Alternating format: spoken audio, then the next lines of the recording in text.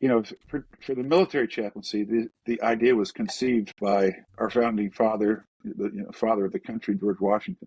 He was the genesis in our country for military chaplains, and he it could have been in the Revolution. He looked around and, hey, look at all these Presbyterians that helped me get this thing started, right?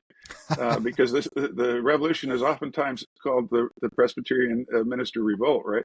Yeah. So we've had Presbyterian ministers serving as chaplains, in the Continental Army before the nation was history, formed. but you go back And and study John Knox, who was a chaplain in the court, right?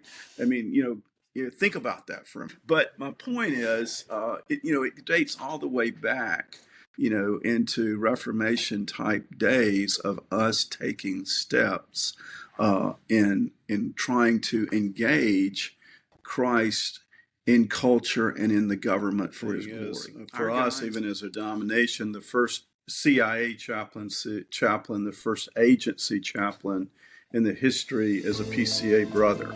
Are we allowed to? Is that public? Yeah. It's public. You can share that. We can't share the name, but we can share that. Well, on this discussion at Grace at the Gates, I have a conversation I've been wanting to have for a while now, given my new role with Ministry to State, where I'm doing chaplain work. And this field is just blowing up. And so I thought we'd have a discussion about chaplaincy, the importance of it, what it is, how it works denominationally, and in our context, the PCA. And for that, I have two experts on this. And so I have Jim Carter, who is with PRCC of MNA, and we'll explain all that alphabet soup in a minute. And I have Colonel Pete Sniffin, who is a chaplain, has been a chaplain, and is a professor at Birmingham Theological Seminary. And I believe he runs the chaplaincy program. We're going to hear all about that. So guys, thanks for coming on. Great to be here. Great to be with you, George.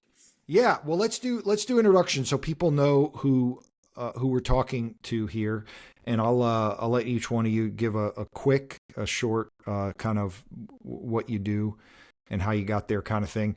But again, why this conversation is important, and I like to establish this at the beginning so people don't tune out too quick, is there's a growing need and appreciation for chaplains in government spaces, in military, in businesses, in hospitals. Around the country, there's a recovery of something that our country has long had for ever since its founding, which is sticking pastors in spaces where people are working to offer pastoral care to them. And so that's kind of what we're going to explore a little bit. Now, let's go with you first, Jim. Sure. You're with MNA, Mission to North America, and you oversee, or the director of PRCC. And so what is that, and how did you come about that? Sure. Yeah, George, it's great to be with you, and it's always good to be with Pete and to be able to share about this amazing growing mission field and to see what Christ is doing. And as you pointed out, it really is, I think right now, the fastest growing mission field that we see in America, and to see what God is doing. So very quickly, Mission to North America, the North American Mission Agency for the PCA, as you know, has a number of ministries. One of those ministries is the Chaplaincy ministry, in which I serve as the MNA chaplain coordinator, and then I am on loan, in a sense, or labor out of bounds, as the executive director and ecclesiastical endorser for the Presbyterian Reformed Commission on Chaplains and Military Personnel, which is known as PRCC. And that encompasses 7 other Reformed Presbyterian like-minded denominations. And for chaplains to serve, George, in federal institutions such as the Armed Services, the Bureau of Prisons, the VA, and many healthcare organizations, they have to be what's called ecclesiastically approved or endorsed. And so in 1978, the PCA founded what is known as the PRCC. In those days, it was called the Presbyterian Reformed Joint Commission, PRJC. But that is kind of the history of that. And so what does that encompass? Very quickly, what I do in my pastoral call is 5 things. provide pastoral care, coaching, teaching, and mentoring men who are going to be going into the chaplaincy or men that are already in chaplaincy. Now, never taking the place of a presbytery because I'm under their authority, but I coach, teach, mentor, and am the point person for the PCA for all matters chaplaincy. That includes healthcare, first responders, sports, corporate, all of those dynamics of chaplaincy. The second thing, very quickly, is I credential them. That doesn't mean I ordain them. We know their ordination rests in the presbytery, but credentialing them by getting their administrative paperwork ready to go into and serve in the mission field of the chaplaincy, and ecclesiastically approving and endorsing them to say they are ready to serve in this mission field. The third thing is to provide religious covering. Now, this is something that is very important, and that is dealing with religious liberty issues. Say, for example, if Chaplain Sniffin or Chaplain Carter or any of us were serving in the military or in a prison, and there was a movement to restrict or muzzle the proclamation of the gospel. Maybe there was a commander who didn't feel comfortable with Chaplain Sniffin or Chaplain Carter living out the call. They would call me, and at that point I would go in and try to resolve this at the lowest level to make sure that they can be Daniels in the king's court, cooperating with others without ever compromising the gospel of Christ. And our guys do a great job of that. Our Reformed guys do excellent in walking that line and navigating those waters, because religious liberty restrictions, oftentimes in a pluralistic culture, as great as it is to minister in that culture, it oftentimes can be difficult. And the fourth thing I do is just help our chaplains stay connected. There's 340 of them. Stay connected with their presbyteries, and presbyteries stay connected with them so that they're not drifting away as missionaries out there, and encouraging them and working with applicants. And then finally, it's of course our denomination and our presbytery's responsibility to help discern the call, but I come alongside. Just this morning, I met with two young men who are trying to discern, is this what the Lord has for me? Pete does this all the time in his work, working with chaplains as well, helping them understand that this is a tremendous calling, but to prepare them because it's similar, very similar to the local church, but also very different, as you well know. Yeah. So that's what I do day in and day out. It's an honor to do it and to serve our denomination. And we have seen, as you pointed out, from 1978 with 4 or 5 chaplains in our denomination to now over 330, 340. Yeah. So, Jim, how'd you get into this? Are you a chaplain? Yeah. Were you in the military? Yeah. Okay. Yeah, very quickly. I grew up in South Alabama, a very small rural area, knew Christ, grew up in a Presbyterian heritage, went off to Belhaven College. It was there where I was pursuing political science. I was already a Christian, but the Lord really began a major work in my life, the impact of guys like Wynn Kenyon, Knox Chamberlain, Ralph Davis. Those were my professors at Belhaven at the time, and they really impacted my life. And I began to sense a call to the ministry, went straight out of college to RTS there in Jackson. It was during my 5 years at RTS.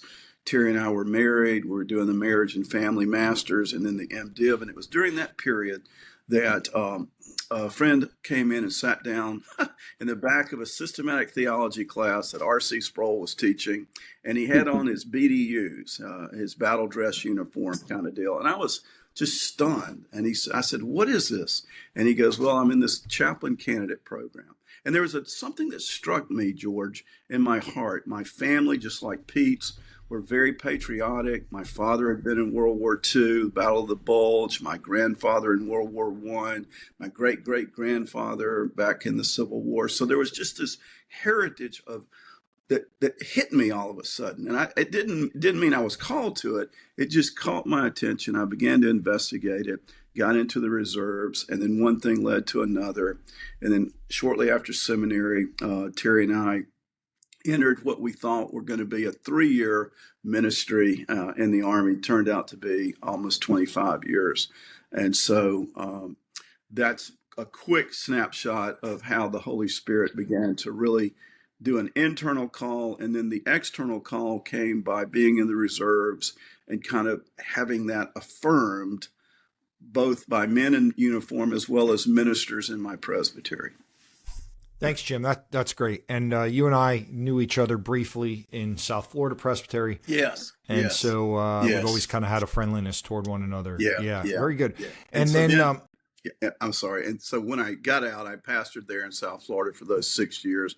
Wonderful experience. And then 8 years ago, accepted this call now.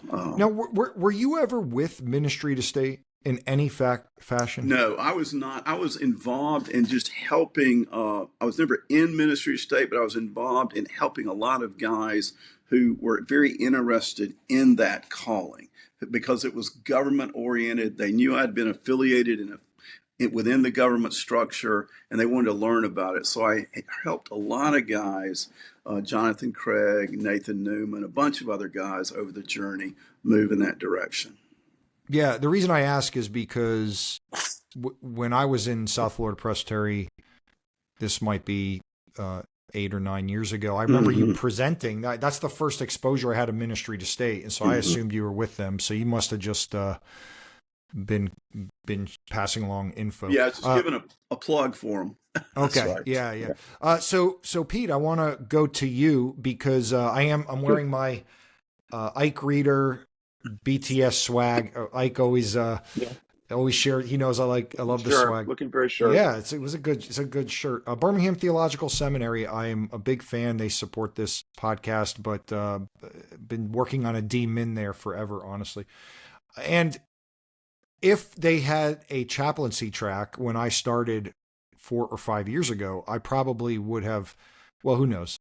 I wasn't into this at that point, but I wish that was the track that I did. And I was really excited to see that Birmingham Theological Seminary started this. And what I was shocked to learn was, BTS has been exploding. And, I think my cohort was one of the largest back then, and they just keep growing in the doctor ministry program. But all the programs are growing. There's hundreds of students now. And I understand that the chaplaincy track, which is brand new, is one of the largest doctor ministry programs. I could be wrong in that. So tell me a little bit about yourself. I don't want the whole history, but like how you came to chaplaincy and then how you got to BTS and some of the intro stuff about that. Yeah, sure. So, I grew up as an Army kid, so I was in Army chapels a lot growing up, and then went to Virginia Military Institute for college and was involved in campus religious activities there. Eventually became a leader in some of those, was president of Fellowship of Christian Athletes at VMI, and through ministering to my fellow cadets and then through the influence of the Institute chaplain when I was a cadet, who was just a phenomenal individual, felt called into the ministry. So decided to go to seminary to be an Army chaplain after I finished VMI, and went on to Westminster Seminary and did my time in a local church up in the Philadelphia area, and then pretty quickly moved on to active duty. Was active duty chaplain for about a little over 30 years. And at the end, I was commandant of the Army Chaplain Center and School, so oversaw all the training for Army chaplains and chaplain assistants. And for a while, all of the service chaplain schools were co-located at Fort Jackson, and there was a combined entity called the Armed Forces Chaplaincy Center, and I was the director of that as well.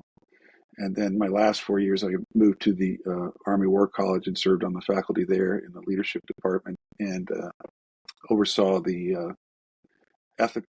ethics portion of the curriculum at the War College. And then retired. And as a matter of fact, probably my last 4 or 5 years, Jim was my ecclesiastical endorser. So, so I'm young. I'm very young compared to Jim. He was like There you go. just kidding, Jim. Just kidding. Um, so then when I retired, I took a call for about 3 years with Ligonier Ministries and helped them expand their outreach programs to chaplains. They have. It was interesting that Jim mentioned that he was in R.C. Sproul's class when he met up with this guy, and the seed was planted to go into the chaplain corps because Dr. Sproul was a gigantic supporter of chaplains and just phenomenally supportive, and started an outreach many years ago to send materials to chaplains. So I helped them expand that by plugging my network into theirs, and also help them expand their prison outreach program through chaplains in prisons. Then stopped doing that, and that's when I picked up with the Birmingham Theological Seminary. So Dr. Reeder had been a friend to me and mentor, and so several months after he had passed away, Ike called me and mentioned that he and his dad had been, and just like Dr. Sproul, Dr. Reeder was a gigantic fan of chaplains, and he had said, why don't we put together programs through BTS to support our chaplains? And but then he, unfortunately, tragically left us, and so Ike gave me a call, told me about these conversations, and asked me would I help them start these programs. And so sure enough, that's what we dove into. And last September, we got the Doctor of Ministry program up online. And you're right, it is, on any given day, it might be the largest track right now at BTS. And we got so much interest that we started with another set of students in January. And we'll bring more in September. Every week we get contacted by more people. Are these people PCA people, or they're from all over? Yeah. So the thing about BTS is it's very reformed in Constitution, but as always from the get-go had students from multiple denominations, because it was really founded to provide theological education for all these rural pastors in the South that couldn't get it, couldn't afford it, etc.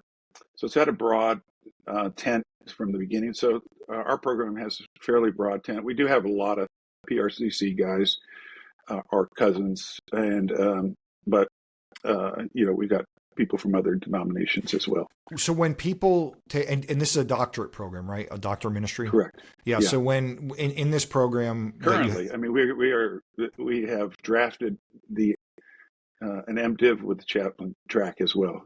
Okay. So the people in your current program, which is a few dozen, what are they currently doing in ministry, and why are they pursuing this track? Yeah, I would say probably half to 2/3 of them are military chaplains. Okay. But we also have first responder chaplains. We have prison chaplains. We have hospital chaplains. So they are chaplains, and they're doing like continuing education. Yeah, they already have finished an MDiv somewhere and have been serving as a chaplain. And our program is really to help them expand their effectiveness and to be prepared for leadership roles. Yeah, we'd like to groom the next Jim Carter someday. Like we said, Jim's getting pretty old. I mean, he can't do this forever. So we'd like to be preparing his replacement right now. I just like Jim and I like to go back and forth. So yeah, no, I'm glad. I'm glad you guys have that. Yeah, yeah. So as Jim knows, Jim was in substantial leadership roles when he was on active duty. As you go up the chain in the military, your scope of supervision grows, and also the leaders that you have to advise, their scope of responsibility grows. So we're trying through this program to develop emerging leaders so that they're ready for both their own supervisory roles and to be able to be good shepherds to the leaders that they serve and help them and advise them in the religious and ethical situations that their leaders find themselves facing. Yeah. Well, great. Jim, and I understand you teach adjunct for in a program somewhere. Where do you teach? Yeah, I teach at Covenant Theological Seminary, and then we have a couple of guys on my staff that teach at Erskine Theological Seminary and also at RPTS. And then we have some inroads now starting at Greenville Theological Seminary, and then Pete working at BTS. So that's, I think, what's really exciting, George, is to see what God is doing throughout the seminaries. For years, Pete and I, beat our heads against the wall trying to get seminaries and academic deans and others to understand this vision. And a lot of prayer, a lot of work, a lot of backroom conversations. And then finally, probably 2 to 3 years ago, the Holy Spirit just began to bring those walls down. And now we see a significant growth in these areas. And you're really seeing it at BTS and what God is doing there and the reach that it has, which is very encouraging to see pastors and presbyteries and leadership beginning to understand the vision. Back when I came in, George, 87, 88, I never forget one of the ministers pulling me aside and saying, "Why are you going into this mission field where you have to water the gospel down?" And I'll never forget how painful that was to hear. I still feel that. And I said, no, I'm not going to water the gospel down. If anything, I pray that the gospel goes forth in a profound way. And it did. Not just by me, but by our men that are called to this. And granted, there are certain pressures like any ministry, but and then there's certain sacrifices. But what a privilege, what an honor. Yeah. So that's I love that you kind of went there, because I want to answer maybe some purpose statements or some objections before we get in. I'd love to know the nuts and bolts of both of what you guys are directly involved in. But let's answer some objections, because I've pastored at 2 churches. My background, by the way, was corporate America, and so there was a point about 15 years ago I thought I'd want to be a chaplain in corporate America. I worked at Procter & Gamble. Very growing field. Yeah. Actually, in the presbytery I just came from, Catawba Valley Presbytery, there was, I'm forgetting his name because I was only in the presbytery a year, but he's a chaplain with Joe Gibbs Racing, which he was supposed to give me, what's his name? Do you remember? Ken Cross, Hudson Belk, and Hudson. Hudson Belk. Mm-hmm. Man, he was, there were so many times I was going to get a tour over there at Joe Gibbs and see what he does, but I think those guys, Jim had them, hosted them at PRCC last summer, and I had a meal with them, and I believe like every one of Joe Gibbs's racing teams has, throughout the various circuits, each have their own chaplain. Yeah. Wow. It's an amazing program. I did go you should do that, George. I did go spend 2 days, and they are endorsed with us now, and it is very encouraging to see the incredible influence of Hudson's work there, as well as Bob Dyer and Ken and many others. But anyway, I didn't mean to interrupt you. Go ahead. No, I know. But again, the local church, and particularly in a Reformed sense, we know that's that's ground zero for ministry, is word and sacrament ministry. And I don't know that this has ever been vocalized like publicly in an article or anything, but I've been hearing rumblings or seeing rumblings within confessional circles, which I consider that I run in, that, well, do guys really need ordinations if they're not doing word and sacrament ministry in local context, pastoring congregation? I actually have heard of overtures now, or ideas for them to even limit people who are not tied to the local congregation from perhaps maybe being voting commissioners at GA. This is not meant to be political. I'm just saying there's kind of a vibe that, do people need this ordination, and should we be ordaining pastors if they're not preaching, every Sunday in a pulpit or teaching a congregation? And yet, as I mentioned earlier, there's a long history not only in our country, but in Reformed Presbyterianism of seeing the importance of placing pastors in working spaces, particularly in government spaces, but in working spaces.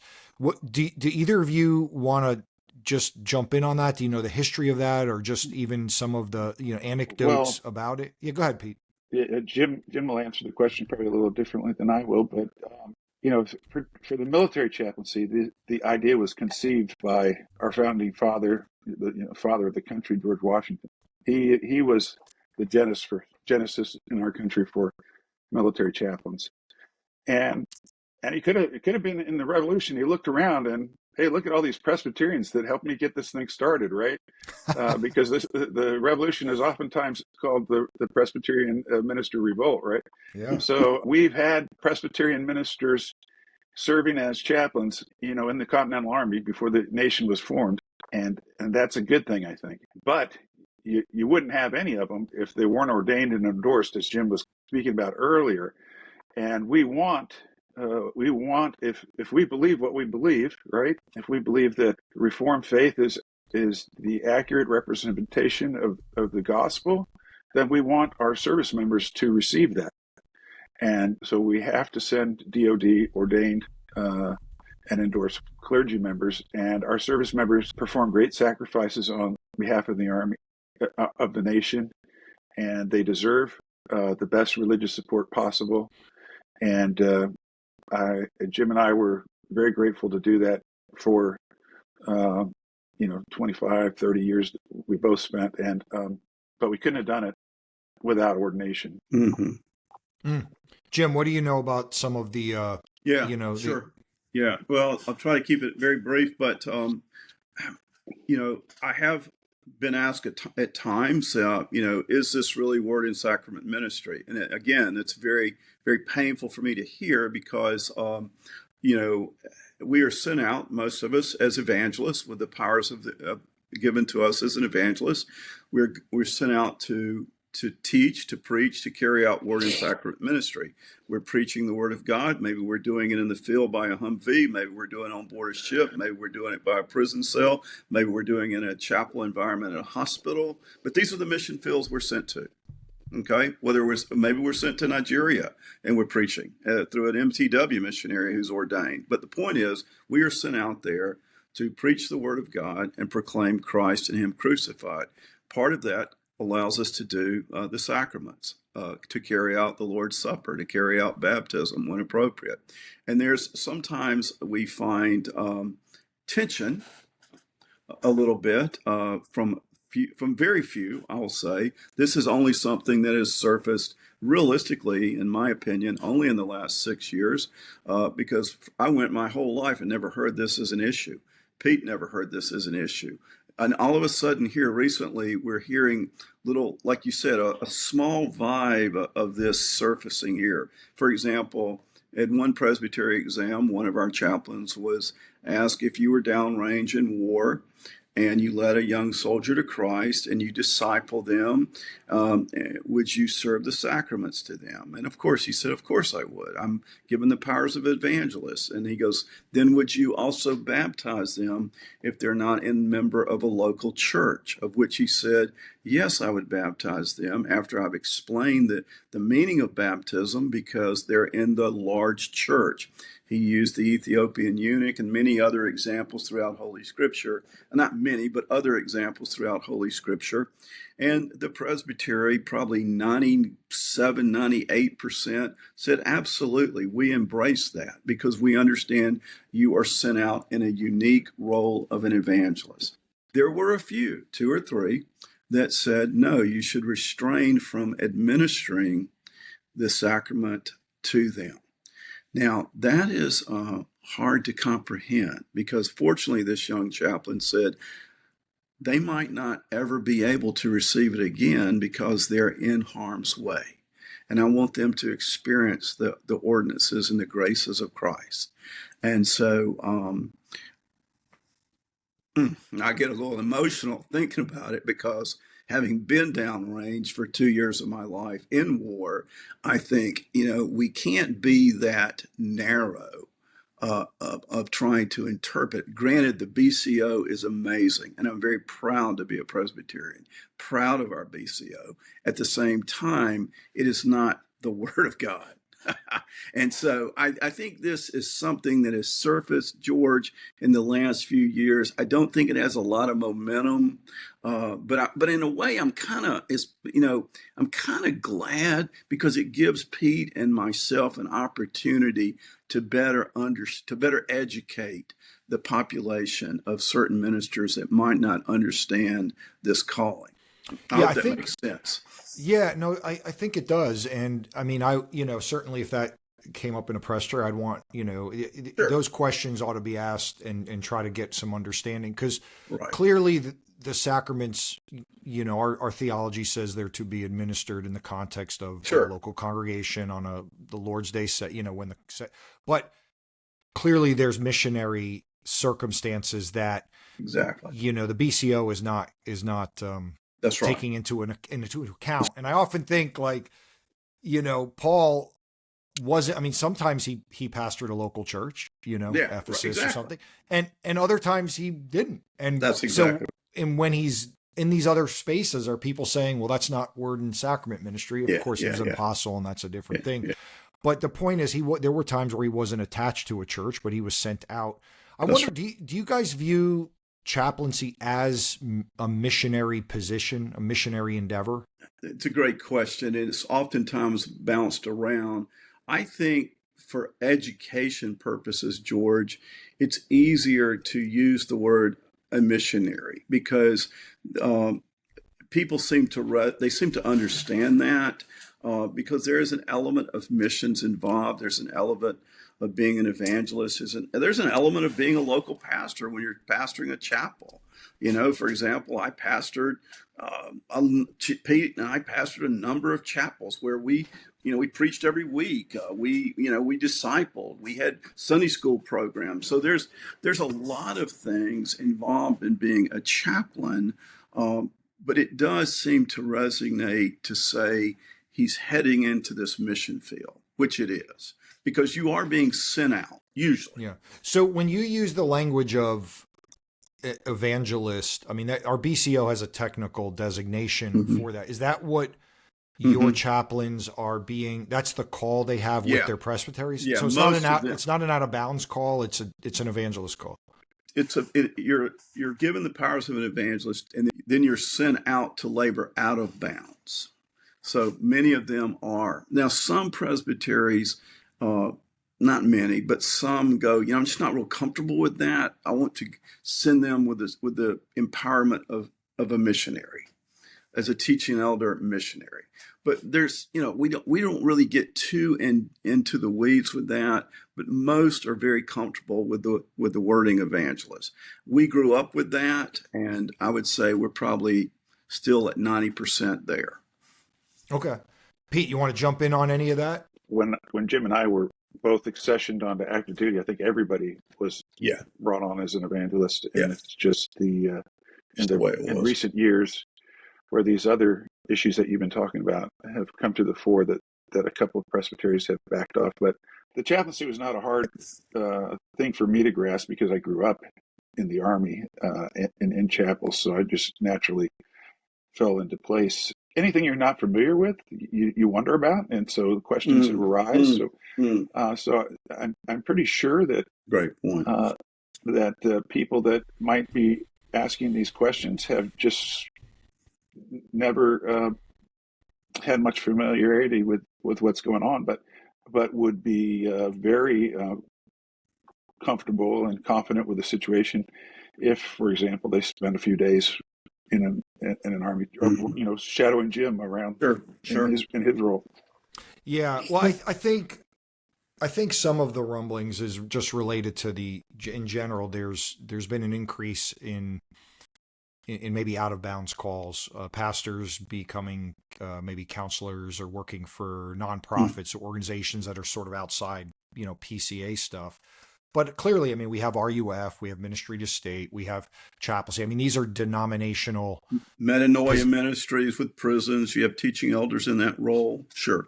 Yeah. And, a lot of similarities.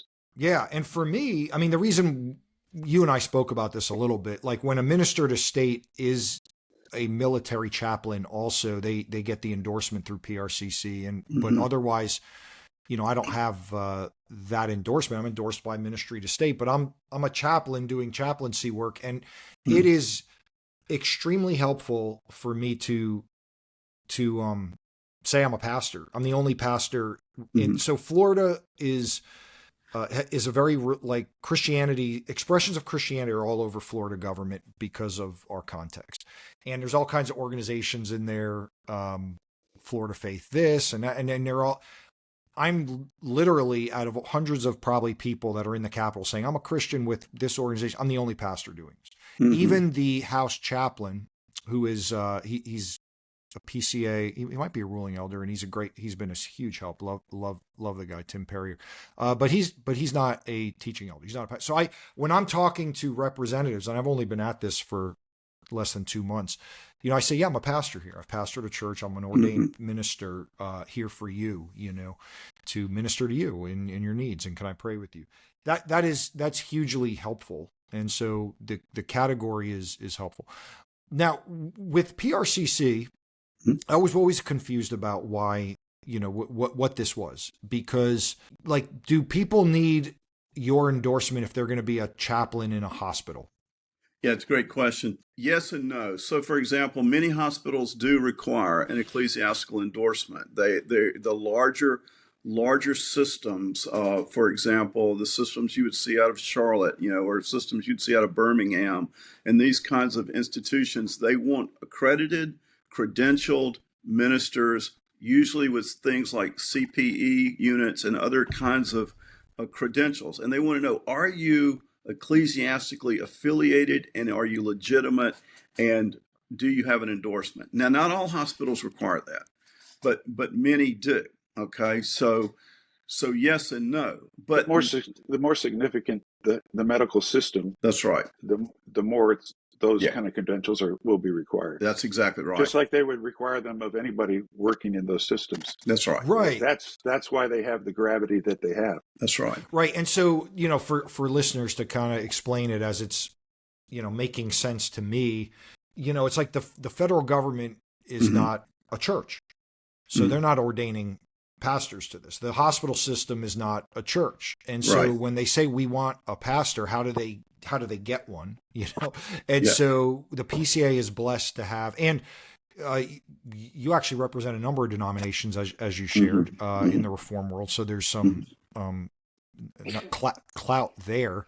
Sure. You're putting your stamp of approval as, like you're saying, an endorsement to these entities. And then the fact that we are one of the larger ones actually means something with, would you say that gives you and us some influence into these? Yeah, I think so. I mean, I know so. I do real quickly, it was not too long ago, one of our chaplains at a larger hospital in South Carolina, one of a very large hospital, was being asked to go through some training that was very DEI, very wokish, very, very binding of his conscience. And so he talked to their HR people, he talked to the administrator, and he's like, I'm really struggling. So you have to go through it. So he called me. I went there. We met. We had a long afternoon. I explained our history. I explained who we are.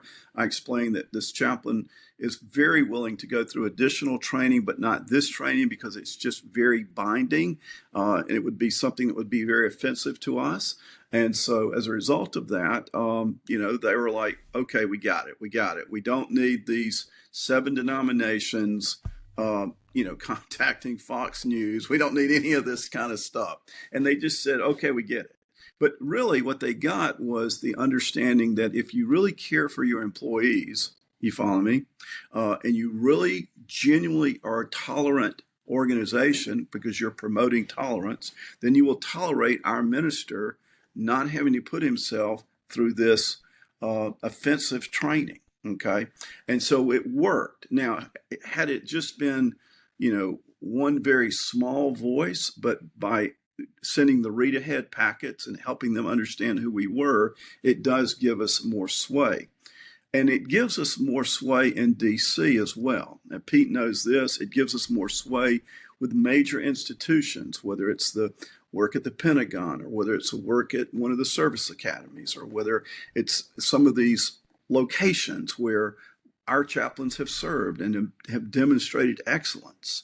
I mean, Pete was, the third highest ranking chaplain in the Army, basically, as the commandant of the school. And so these environments provide us to have influence, if that makes sense. So Yeah. it's a both and. Go ahead, Pete. Yeah, I was going to say a couple things. When Jim talks about the coverage role that he was just discussing, when I was coming to the chaplain school, it gave me visibility on the role that a lot of ecclesiastical endorsers play, and how actively they play those roles, and how aggressively they play those roles. And so I can say without bias, even though I am from the PCA and was in the PRCC my entire time, I'm still paying dues to Jim, even as an alumnus of the organization, out of gratitude, because the PRCC there is not an endorsing agency that does better by its chaplains than the PRCC. Wow. And I go to other. There are other organizations that do a good job. There are other organizations that put on a good annual training, but no one does it better than the PRCC. No one looks after chaplains better than the PRCC. What that helps is create a quality of chaplains. So your chaplains are, if you come from a reformed seminary, you just can't, there's some rigor there, and you graduate with a mind that thinks very systematically, and so you have you think about systems, and then you know that your endorser has your back. And so a lot of our chaplains have served well and served boldly, and as a result are in very significant positions of influence in the military chaplaincy.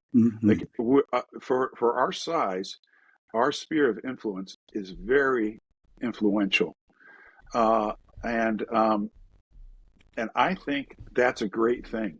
I think that to have the Reformed faith represented in significant positions in the Department of Defense or the VA or whatever is important. Oftentimes, activist groups will try to attack chaplains in federal situations, and they do that because if they can set a precedent in the federal situation, right, then they can set that precedent and have national impact, second order effects.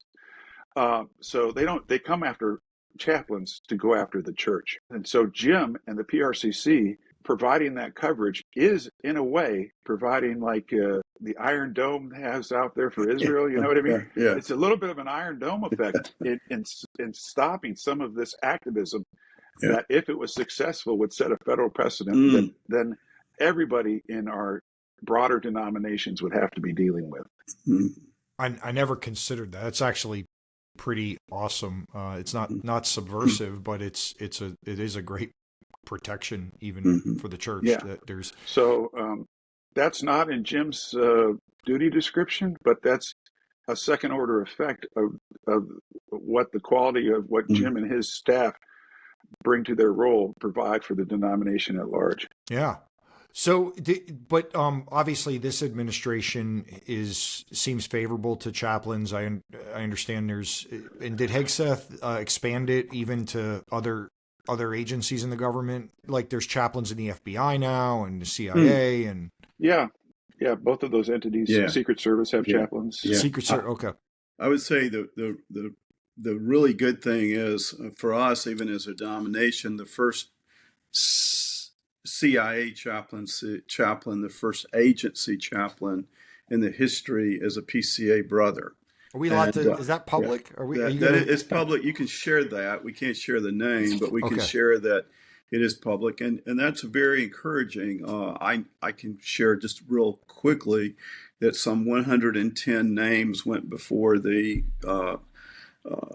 search committee, if you will, and 5 were selected to go before the director's desk, and 3 of those 5 were PRCC, PCA type brothers, and so that's it ties in exactly what Pete was just talking about. it just ties into the caliber of and the understanding. Granted, Wow. we're not perfect; we're sinners saved by grace, but there is a sense of understanding. I think I don't want to get too much into history, but you go back and study John Knox, who was a chaplain in the court, right? I mean, think about that for a moment. I mean, he was engaged. Now he had to, he took some shots, uh, but my point is, it dates all the way back, into Reformation type days of us taking steps in trying to engage Christ in culture and in the government for his glory. Our guys, literally in a single day, we had a chaplain a couple of years back, and he said this. He goes, Jim, in the morning I'm talking to the private, and in the afternoon I'm having a prayer in front of the president.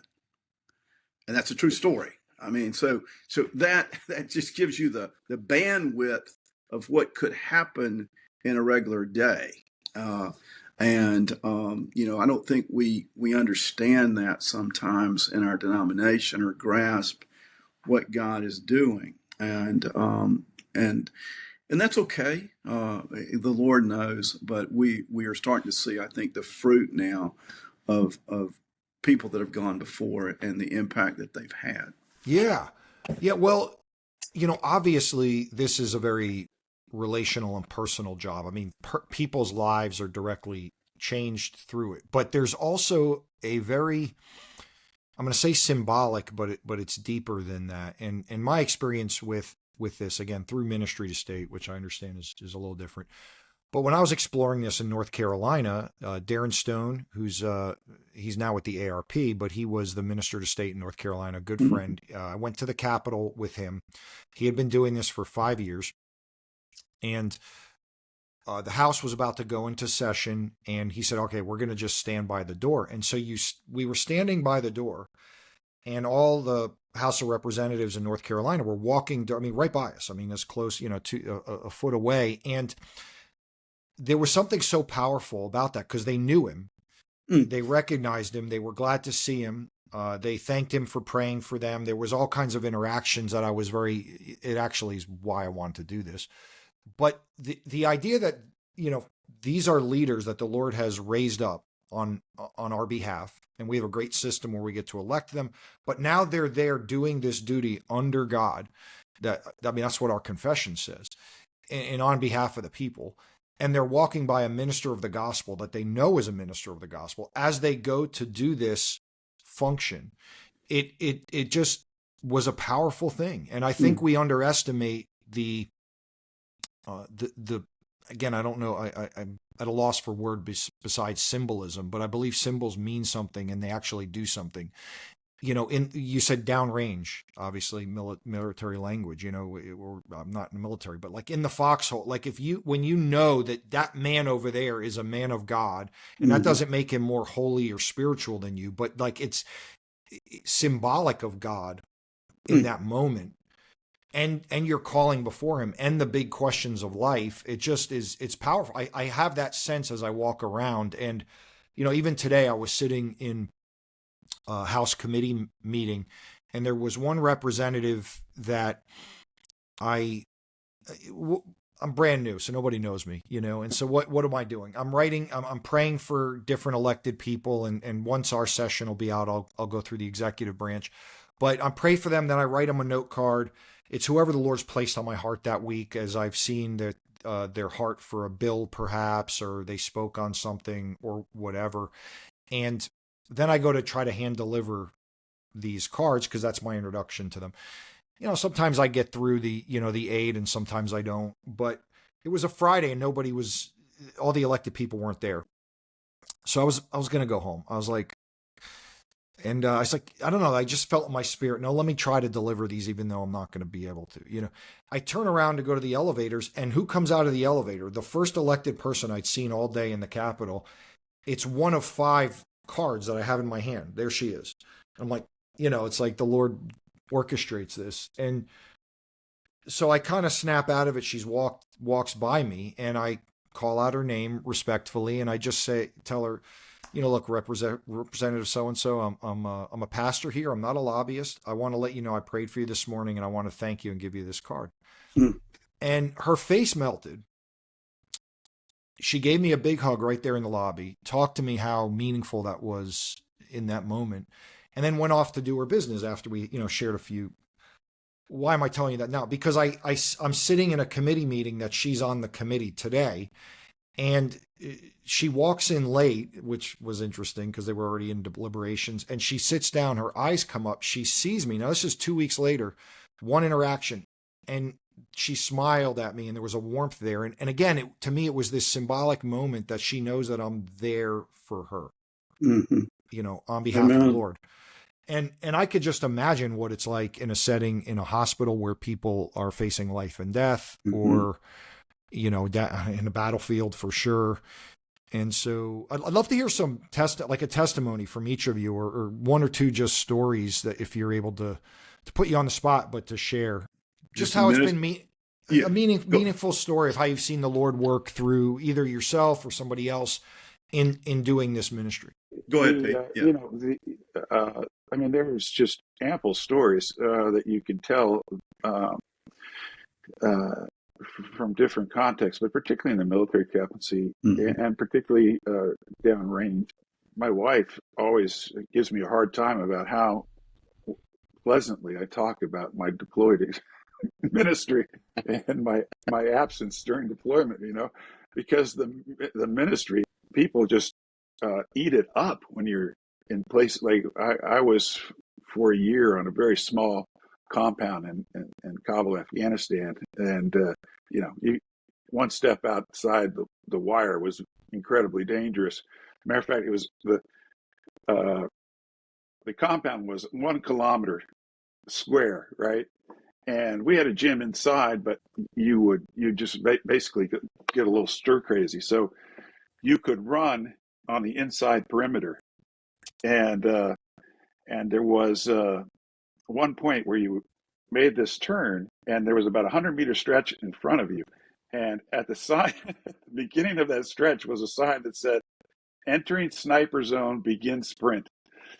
So when you live in that kind of environment, people are very aware of the fragility of life, and so ministry is very palpable. And I mean, one of the most beautiful moments I'll remember was just Christmas Eve service in Kabul, Afghanistan, and just how many people packed out. And then the service was closing. Its chapel was inside. One of the general officer congregants came up to me and said, "Why don't we go outside in the middle of the compound and sing Christmas carols?" This is a general officer, and so then we went out there and we sang all the the religious Christmas carols, and all our Afghan people that worked around us were listening and very observant, right? They're taking it all in. So you have a beautiful moment of faith in an environment that was hostile towards it, but the locals were just looking at it, knowing something else is going on here, something spectacular is going on here. And then the next morning, I got up to early because I was leading the Christmas service that morning, and the first person to wish me Merry Christmas was one of those Afghans. One moment I'll never forget was being in Kandahar one time, and this going in to pray in the medical facility with this young man who'd got up to walk to breakfast, and by lunch didn't have legs anymore. Incredible moment was when his 2-star commander came in to see him when we were in there, and he naturally tried to get up, and it was just striking. And the commander just himself went and put him back on his bed before he could move too much more. But just a beautiful moment of the respect that soldiers have for their leadership, and respect that leadership has for the sacrifice of soldiers, and that they would call in for prayer in that moment, and everybody would pray together for that soldier. Beautiful. Mm. And then there's other things that Jim and I experienced where, I still live here in Carlisle. So I retired from working at the Army War College on the faculty, and I live here still. But so there's a guy over there on the faculty now. He was a young lieutenant in my battalion at Fort Bragg, Christian, came to chapel. I did the premarital counseling for he and his wife. They got married. Because of the influence of my preaching in the chapel when I left, and they PCS to a new duty station, they went and found a PCA church at their new duty station. Now he's got a family. He's here on the faculty of the Army War College, and he has a quiet witness in that role, and he's a deacon at the local PCA church. Next year, from that same unit, a young officer who was in the Bible study with me and that other guy that I just mentioned, grew up, became a chaplain. Britton Price is his name. He's coming to be a War College student in the fall, and then we'll go on to do significant things once he's got that education. So, there's like this domino effect of influence, and that you get to see as these people that you influence spiritually early on grow up in the Army, and then are leaders influencing others, and then go out to PCA churches and are a blessing to the church itself. Mm-hmm. So so here one more story. Yeah, this is a little bit different, but when I was a kid in chapel in Germany, 10 years old, at that point, my sanctification process was not as advanced as it might be today, so I was listening a little bit less to the sermon and just largely waiting to go to after church fellowship and see my buddies and eat 100 donuts and drink Kool-Aid and have fun together. And anyway, so there were these two brothers that I saw every Sunday, and we hung out together. And one of those guys his name's Craig Troxel, and he's the head of pastoral theology out at Westminster in California. So it's interesting to see, Jim had somebody tell him, hey, why are you going into this field? But I grew up in that field, and now I'm running a program at a Reformed seminary, and the guy I used to mess around with in chapel, he's the head of his department at another senior Reformed seminary. So yeah, Chaplain Corps has been great for me and great for a lot of people. Yeah. No, that's good. So some of what you just highlighted that I want to highlight, and then I want to go to Jim. And if either of you, I told you guys an hour, we're at an hour. If you have to get off, that's fine, but maybe we'll go a few more minutes here. Otherwise, there is some of like, well, what do you really do? And I think what you just did is showed us like you're supporting existing Christians that are there. You're encouraging them. You're discipling them. But then there's the marginal Christian that then they're in very stressful situations. They're open to growing in their faith, being deeper in their faith. Maybe they think they're Christian and they're not. You're there with them in that. And then there's the witness to those who are witnessing the ministry, whether it's, like you said, an Afghani who's seeing how Christians are behaving and loving one another, or it's, you're there to pray with a man in a hospital bed and his superior is just being a part of that. And so it's all of it, in my little story, I just had this sense that the Lord put me in that representative's path at that very moment for whatever she was about to go through. I mean, that's how her face represented. It was like, oh, I was here for her for that moment. I'll never know what it is. And, and she may forget about it but it's like, man, God is at work through our presence. And it very much is a ministry of presence and relationship such that we can be discipling and then look at the fruit that, that your ministry had decades later. It's amazing. Pete, Jim, you have any thoughts that come to mind from stories? Real quickly, as you're talking, as Pete was talking, and as you're talking, George, I think about, I just think about some of the founding fathers of our own denomination. I mean, Dr. Rayburn was a chaplain in World War II and in Korea. And didn't know that. Dr. Ray, he was a chaplain. Funny story. He jumped out of an airplane in a combat jump, having never gone to airborne school, learned how to do it behind his tent with his chaplain assistant training him. That's a whole nother conversation. But here's Robert Rayburn, who I would say one of the fathers of our denomination, was a significantly gifted chaplain both in World War II and in Korea. Went on to found Covenant College, went on to found Covenant Seminary. Then you have Sam Patterson, I think that's right, with RTS. He was a Navy chaplain. And so the founder of RTS, first president. So you start looking at the history of this, and I think that's something that we oftentimes forget, and we need to keep highlighting that.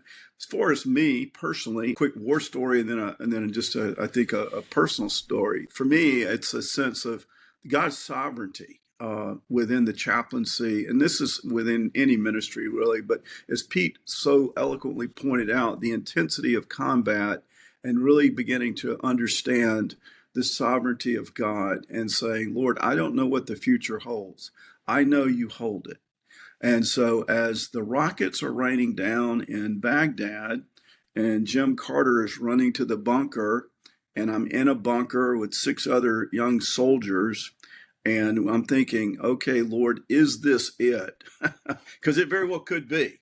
I mean, it only takes one. And they're falling around, and I'm thinking, okay, Lord, I'm ready. There's this overwhelming sense of peace. I don't want to go. I don't want to leave Terry and the kids. I know they will hurt, but you're sovereign over that. And so I think for us, we as our heritage, and I'm so grateful for our heritage that taught us these principles of the doctrines of grace and the doctrines of understanding the sovereignty of God. And I think for us as Reformed chaplains, we offer some of that.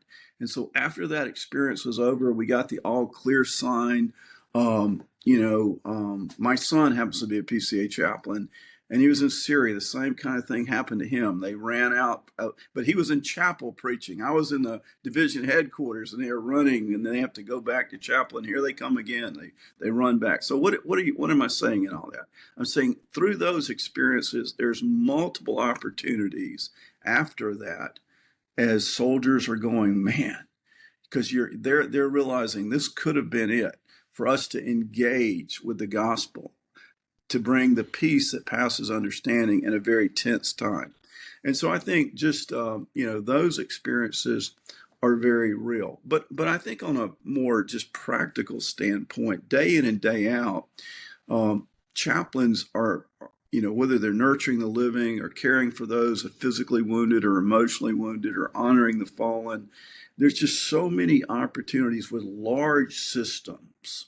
Like for you, George, when you walk into the Capitol, there's a big audience in there, right? When Pete walks into his battalion or his brigade or his division, we're talking massive numbers, 800, 700 soldiers, 900 soldiers in an infantry battalion. And all of a sudden, this is your flock. And so I think we have opportunities to advise the leadership.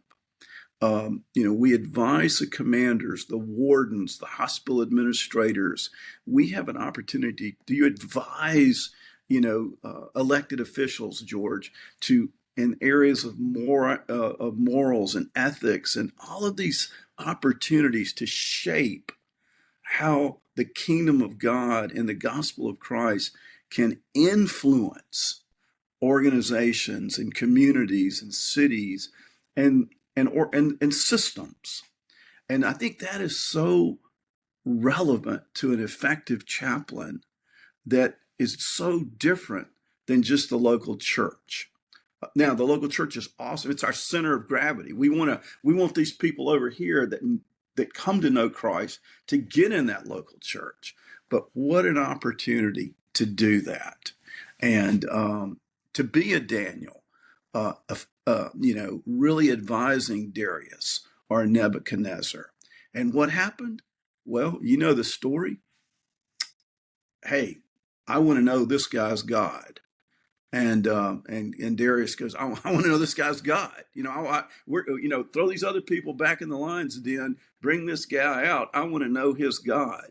And I think that is what we bring as chaplains. If we're doing it right for his glory. Okay, that's it in a nutshell. Yeah. Yeah, that's awesome. And what I often say as people are concerned with Christian nationalist debates and various things. I often say, like, but because there are concerns. What are you doing there? Like, and I'm like, no, mystery to stay is people, not politics and policy. But if we really believe 1 Timothy 2, right. that we want these leaders to govern in godly ways, such that we live peaceful and quiet lives, godly and dignified in every way, and the Lord wants them to be saved. Like, I'm boots on the ground. I'm the you're Paul at Mars Hill. You're engaging in there. You're going in there, and you're infiltrating there. And it's so critical. And the average pastor has his roles, but usually that's not where his role is. So we can't neglect those mission field opportunities. Yeah, like yesterday, I went to this one representative's office who I knew he'd be presenting a bill, and I just thought, he's a Christian. I'm going to see if he wants me to pray for him. I know this bill means a lot to him. So I go there. He's not available. The aide calls him. He's not getting back. I said, well, that's fine. I'm not here to bother people. I'm just, And she says, well, can we pray? And then her intern says, the intern is working with her, says, yeah, I'd like that. And I'm like, yeah, of course, I'm here for you too. And I'm like, duh, it's all very new to me, so here I'm praying with these young ladies who are holding up the arms of an elected person. And, they're in a lot of ways the unsung heroes in the government. Nobody knows their names, And so, yeah, man, it's seeing the opportunities of the Lord. So I prayed with them, and for them and for him as he was going to present. And it's an awesome calling. I've been shocked that every day I go in and say, what am I going to do today? I mean, I have a plan, but it's like, is this going to mean anything? And every day my plans often fall through. And then the Lord shows me why I was there through some divinely orchestrated interaction or event. I'm like, oh, I need to be here for this. So, and all the more in what you guys are doing. Okay, Jim, just quick, is there an age limit to who can go be a chaplain in the military? There's got to be. Yeah, right? Usually the age limit is 42, but they grant a significant amount of waivers. I've put a 45-year-old guy in recently. We put as old as 50 into the Guard and Reserve. So yes, it is. However, they're very open because our guys bring so much experience and such an educational rigor, such as Pete mentioned, the academic rigor at places like BTS and Covenant and other seminaries. So 42, but you can get a waiver. Okay, so let's do the hypothetical thing. Let's say there's a 35-year-old fit pastor who's not in the military, and he says, I think I want to be a chaplain. Like, would he call you and you could guide him through some steps to do that?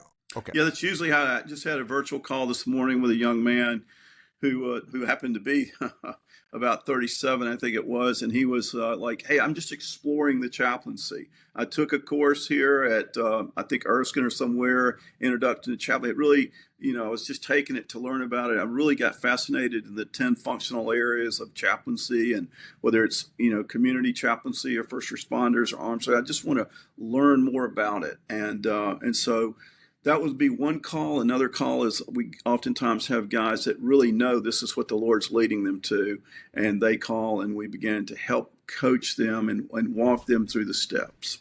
Okay, perfect. What about if when hospital chaplains, business chaplains, is that more sort of outside your realm, or do? No, I do all of it. Corporate, we have When I started 8 years ago, we had no corporate chaplains. Now, by God's grace, we have 8, and so we, part of that is working with presbyteries to understand it truly is word and sacrament ministry. Part of that is working with presbyteries to help define a call for corporate chaplains. And so I'm very involved in,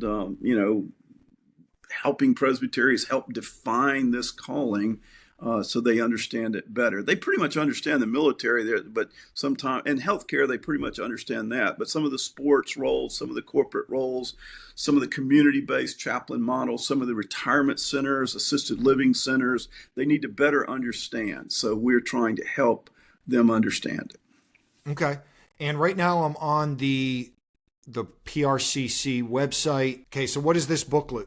Church and State, the Elders' Real quickly, Role. We had, starting about 3 years ago, George, I started receiving a lot of phone calls from PCA ministers, as well as some of our other brothers from the ARP and OPC.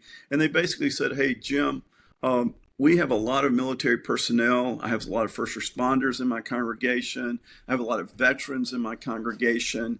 And I'm not feeling that I'm being effective ministering to them. Do we have certain materials that are written from a Reformed biblical perspective that we might be able to hand them, whether it's on moral injury or PTSD?